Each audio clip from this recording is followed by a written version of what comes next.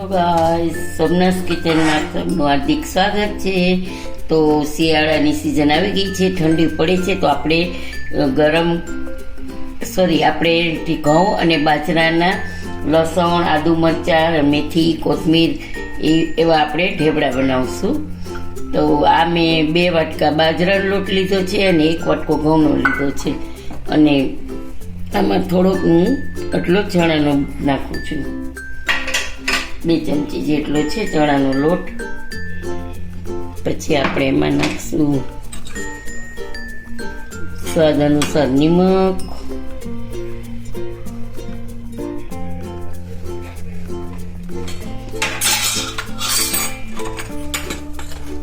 પછી નાખશું આપણે હિંગ, પછી આપણે નાખશું હળદર, પછી આપણે નાખશું ધાણા જીરું।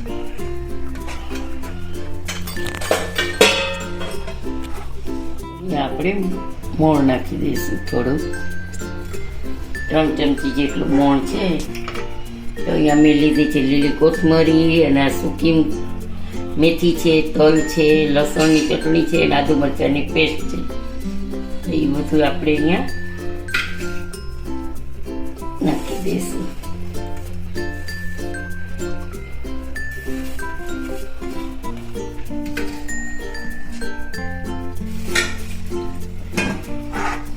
હવે એ બધું આપણે હળવા મિક્સ કરી લઈશું।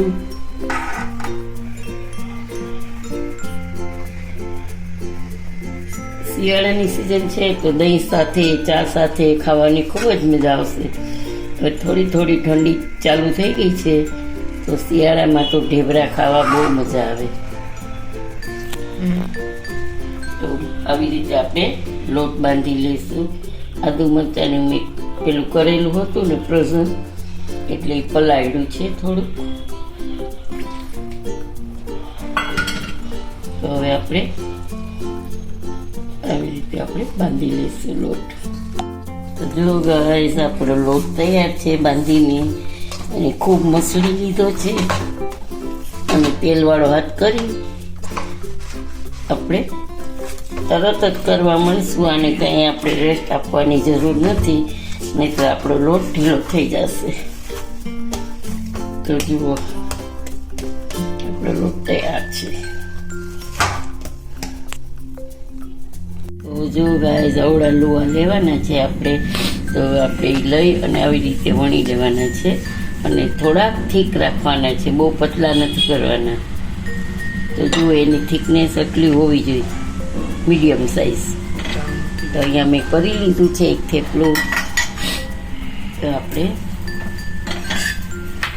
આવી રીતે બધા થેપલા મેં બનાવી લીધા છે। તો જોઈ શકો છો, આ બની ગયા છે થેપલા, અને હવે આપણે આને શેકશું।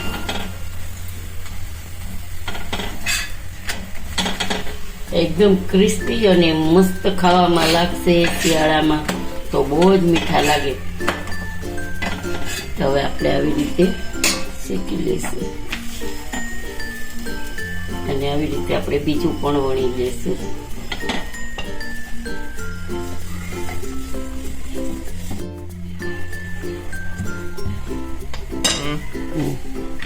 પલટાવી લીધું છે આપણે, એક બાજુથી થોડુંક થઈ ગયું છે।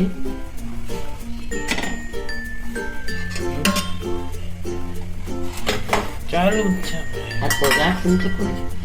તો હવે આપણે ઉપર તેલ નાખી દઈશું,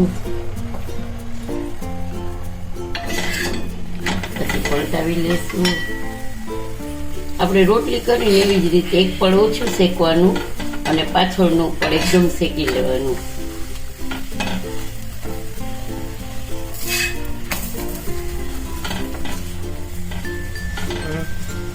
આવી રીતે ફેરવતું જવાનું, એટલે બધી જગ્યાએ સરસ શેકાઈ જાય, કાચા ન રહેવા જોઈએ મતલબ।